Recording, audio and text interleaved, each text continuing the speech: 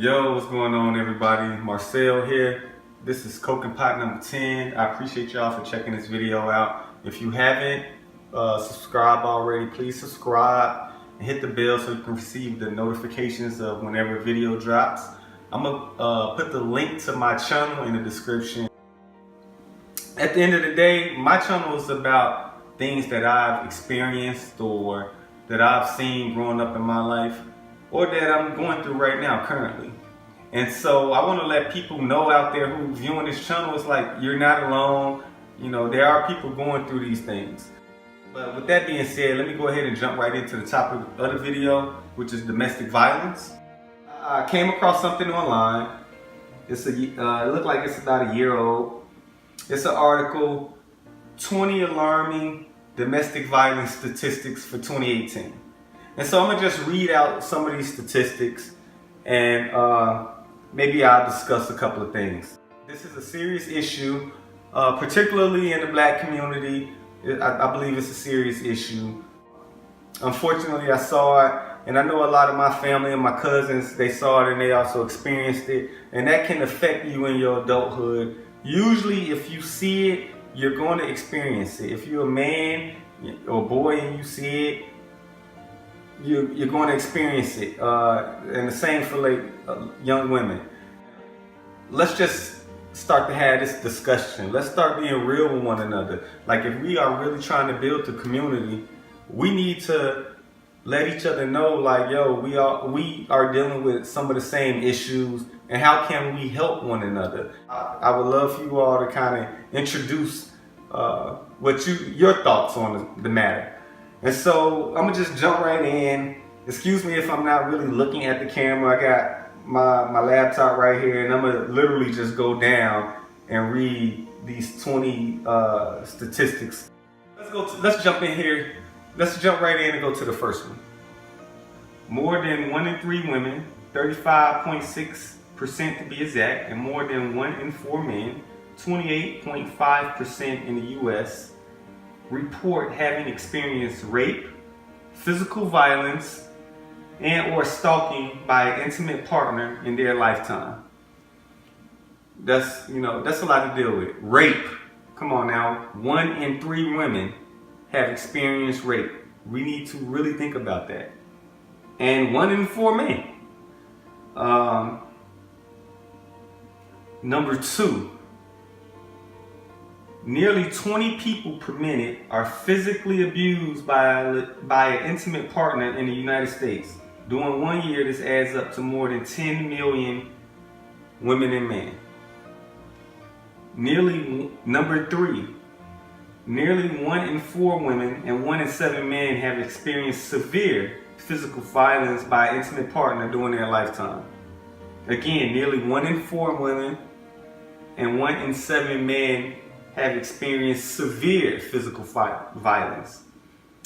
I'm gonna put the link to this in the comments. So if you guys want to double back and kind of check the sources and whatnot, it'll be available in my description. Intimate partner violence, this is number 4. Intimate partner violence accounts for 15% of all violent crime. 15% of all violent crime is accounted for by an intimate partner. To me, that's kind of shocking. That's a lot. Just for me, that's a lot. Number 5, in 15 states, more than 40% of all homicides of women in each state involve intimate partner violence. Man, we have to get a grip on this shit. Like, what's going on? And I wish I could break it down, like, in which ethnic group. I wonder how these numbers look if we were looking just specifically at the black community. You know, because I would dare to say they may be larger. But in any event, let me go down. I believe this is number 6.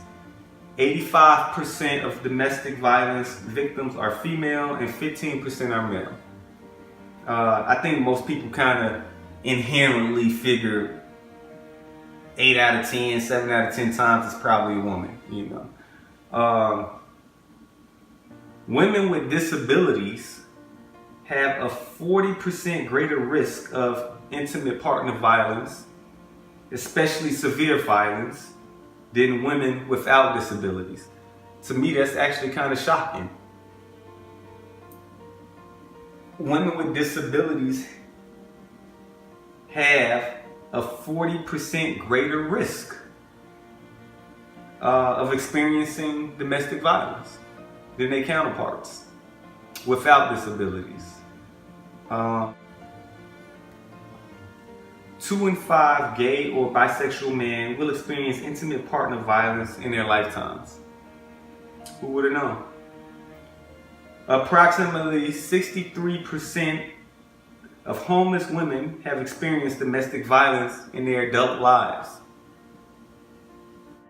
I'm moving on to number 10. 28% of families were homeless because of domestic violence. 28% of families were homeless because of domestic violence. So we not only affecting each other mentally and physically, we are affecting each other's actual livelihood. We're homeless because of domestic violence. Somebody locked up because of domestic violence. Somebody losing their job because of domestic violence. It's a serious issue. Number 11. Nearly half of all women and men in the U.S. will experience psychological aggression by an intimate partner in their lifetime. So nearly half of humans will experience psychological aggression by an intimate partner in their lifetime in the U.S. And so, if you just take a random look around whatever room you're in right now, half of you all will experience it if you haven't experienced it already. And so I think we need to take the steps to be prepared on how to deal with it, and maybe how to avoid it. Ideally that would be the best step to take initially. How can I avoid this? Because it's a real problem. Number 12. Approximately 5 million children are exposed to domestic violence every year. Children exposed are more likely to attempt suicide, abuse drugs and alcohol, run away from home, engage in teenage prostitution, and commit sexual assault crimes. Man, let me read that again. Approximately 5 million children are exposed to domestic violence every year.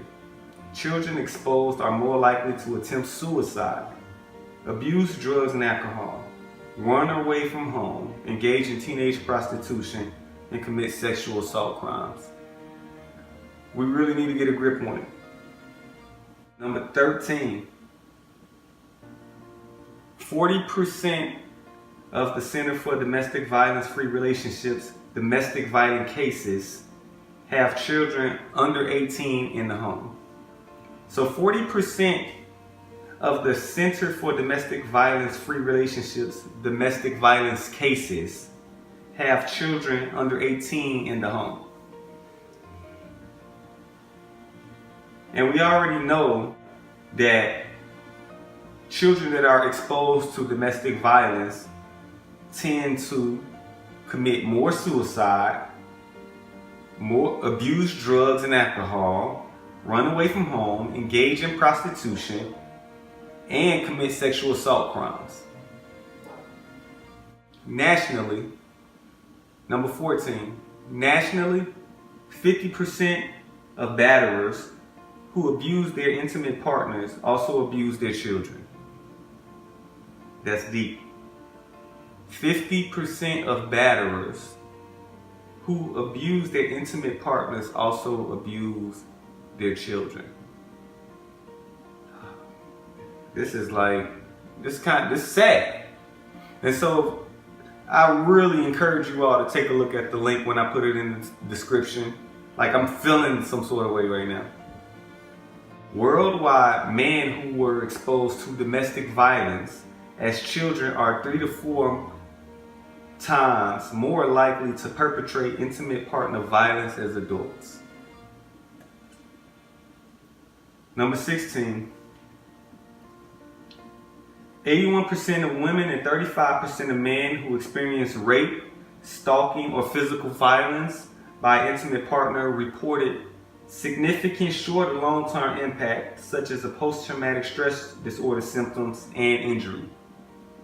Again, 81% of women and 35% of men who experienced rape, stalking, or physical violence by an intimate partner reported significant short or long-term impact, such as post-traumatic stress disorder symptoms and injury. Number 17. 4% of high school students report being hit, slapped, or physically hurt on purpose by their boyfriend or girlfriend in the last 12 months. That's actually kind of shocking. Like, how are you in high school? You know what I mean? Like, come on. 18. Number 18. Only 1 out of 3 people who are injured during a domestic violence incident will ever receive medical care for their injuries. 19. Most cases of domestic violence are never reported to the police. And 20. Men who are victimized are substantially less likely than women to report their situation to the police. Some of these shock me. I see a trend, particularly with children that have seen it. They are way more likely than other children that have never witnessed it to be the perpetrator of domestic violence, or to basically repeat it. Children are more likely to repeat it if they experienced it. And that's something that I found true in my personal life, that I'm ashamed of, that I went to counseling for, and I need to probably go to more counseling. I believe this goes hand in hand with something that I try to keep on my mind and I repeat often, and it's just taking care of yourself mentally and physically, and taking time out to figure out what you need to do for yourself. Do you need to, whether that's pray, meditate? Unfortunately, I come from a community where I've experienced some of these issues along with multiple other problems. And just imagine the heartache that some of our little brothers and sisters are feeling growing up in this situation. And we wonder why they do the things they do. They can't take bullying when they go to school, or they're drinking, or they're having sex and getting pregnant at 12, 13, 14. I think as parents, we really need to be aware of what's going on with our children, and we need to be aware of what's going on within your own head, within your own mind, your own body. We need to address our issues. We don't like addressing our issues. We like to, hide in secret. We like to play perfect. Everybody playing perfect. And a lot of people aren't really addressing their issues. And I may have even fell victim to that before. I'm trying to not repeat those same mistakes. In any event, I think we can all do better. Be open and honest about yourself. Don't be ashamed to tell your story. In some cases, your story is not required. But when you're dealing with somebody that has probably experienced something similar to domestic violence or any other situation, just be empathetic to what they might be dealing with. You may not have a clue how experiencing something as a child affects you into your adulthood. Maybe you grew up a different way. Or maybe you grew up like this and you're not even taking into account how an issue like this may have affected you, and you just repeating it. I hope like by listening to this video, we can all kind of take a step back and just reevaluate all our experiences. Let's take an honest look at ourselves and what can we do to help each other get better. I mean, that's the only reason I'm putting myself out there like this. Who knows, maybe it fucking come back to, bite me one day, somebody, at the end of the day, I don't even care. My sole purpose is I want to add value. I want to kind of talk about some of the issues that I face, some of the issues that I've experienced. I want to learn from those issues, and I want to hold myself accountable. And I believe like this is a good way to actually hold yourself accountable. I plan on staying the course. I plan on improving and progressing. I plan on being the man that I see in my mind. I plan on being a certain type of dude. And I hope you see the person that you would like to be. And I hope you are following that path. In any event, I appreciate y'all watching the video. Please like, subscribe, comment, hit the bell to receive notifications, or dislike. You're more than welcome. Feel free to be critical, or feel free to suggest something that may help others avoid this or address it. I would prefer that you do that, but at the end of the day, I would like an open dialogue about the issue. But hey, I love you guys. I appreciate you for taking a little bit of time and watching it. And I'll see you next video. All right, later.